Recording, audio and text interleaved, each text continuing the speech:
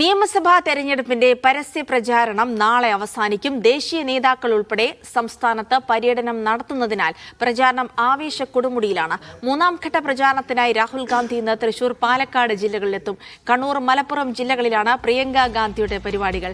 വൈകിട്ട് ധർമ്മടം മണ്ഡലത്തിൽ Pinarayi Vijayan road show നടത്തും. എൻഡിഎക്കായി ആഭ്യന്തരമന്ത്രി അമിത്ഷായും സംസ്ഥാനത്തുണ്ട്.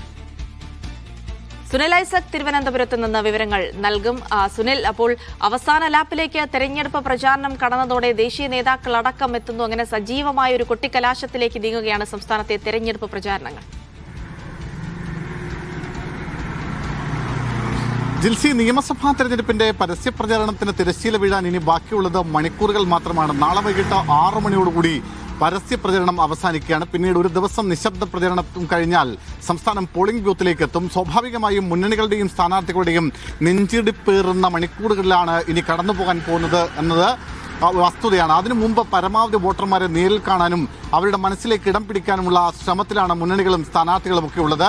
കഴിഞ്ഞ 10-20 ദിവസങ്ങളായി വലിയ തോതിലുള്ള പ്രചാരണ വിഷയങ്ങൾ ഇങ്ങനെ സംസ്ഥാനത്ത് മാറി മാറി വന്നു.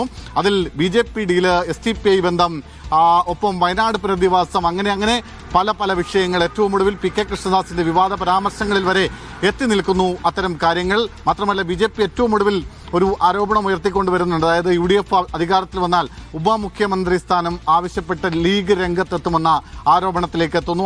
അങ്ങനെ വ്യാപകമായ പ്രചരണങ്ങൾ പല തരത്തിലേക്ക് എത്തുന്നു.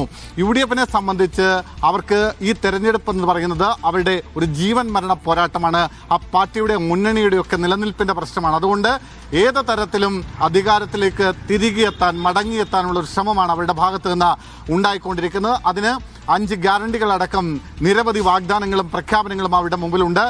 മാത്രമല്ല സർക്കാരിനെതിരായ ഭരണവിരുദ്ധ വികാരം ഗുണം ചെയ്യുമെന്ന കണക്കുകൂട്ടലുണ്ട്.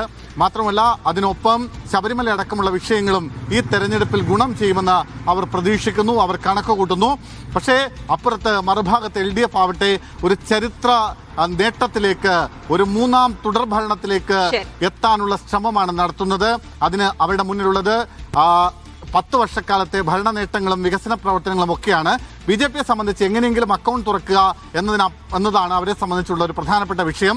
എന്തായാലും പല വിഷയങ്ങൾ, പല തെരഞ്ഞെടുപ്പ് വിഷയങ്ങൾ ഇതിനോടകം ഉയർന്നു കഴിഞ്ഞു. എനിക്ക് തോന്നുന്നത് ജനങ്ങളുടെ മനസ്സിൽ ആർക്ക് വോട്ട് ചെയ്യണം എന്നൊരു തീരുമാനത്തിലേക്ക് എത്തിയിട്ടുണ്ട്.